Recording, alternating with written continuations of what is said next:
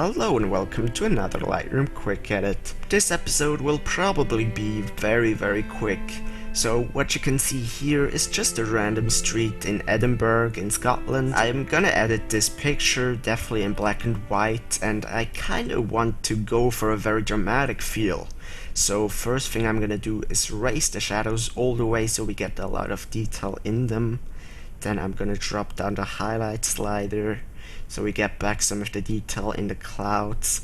And I'm definitely gonna bring down the black slider, maybe hold down the Alt key, so we get the very dark and kind of dramatic mood into the picture. Let's see, in terms of contrast, I feel like plus contrast even works for this photo. And let's see the whites here.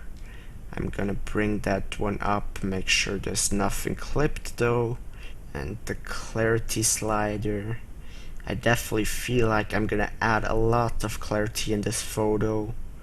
Maybe around 50, maybe even 60 here. And to the tonal curve, I'm definitely gonna raise the highlights as always.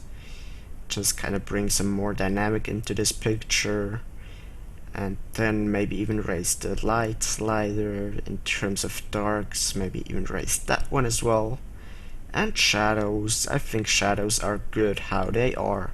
Now I feel like the foreground is a bit too dark, so let me just grab a graduated filter, raise the exposure and just drag one over the foreground here, something like that, and then just kind of fine tune the exposure here.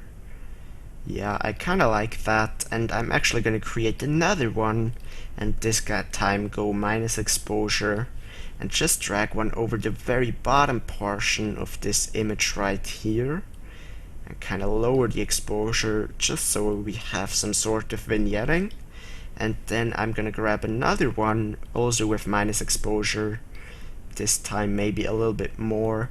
Just drag it over the top portion of the sky here, so we close out the image.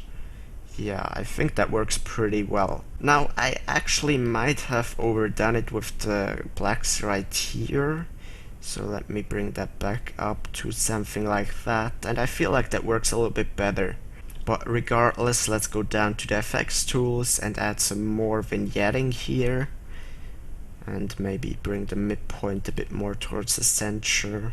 Something like that works pretty good. Now, a last thing that I do with all of my pictures is just add some dodge and burning, so see you in a second.